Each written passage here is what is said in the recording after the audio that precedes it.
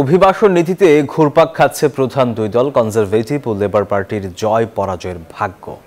কারণ বিতর্কিত রুয়ান্ডা বিল পাশ করে অভিবাসী স্থানান্তর প্রকল্পে ৫,০০০ কোটি টাকা খরচ করে বেশ চাপে ক্ষমতাসীন কনজারভেটিভ পার্টি। কেননা প্রধানমন্ত্রী সুনাকের প্রতিদ্বন্দ্বী লেবার পার্টি জানিয়েছে ক্ষমতায় এলে রুয়ান্ডা বিল বাতিল করবেন তারা।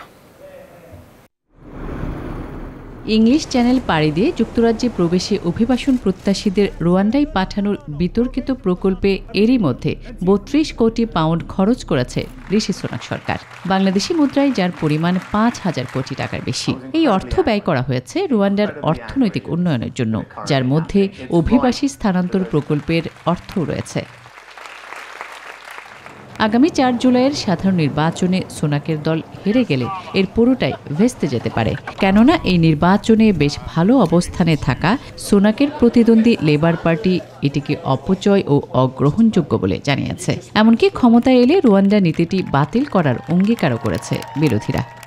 Not one of these amendments is designed to prevent the departure of flights to Rwanda. Rishi সুনাকের রুয়ান্ডা নীতি ইতিহাসের সবচেয়ে অযৌক্তিক এবং অপচয় করা স্বরাষ্ট্র নীতিগুলোর মধ্যে একটি হিসেবে লিপিবদ্ধ থাকবে।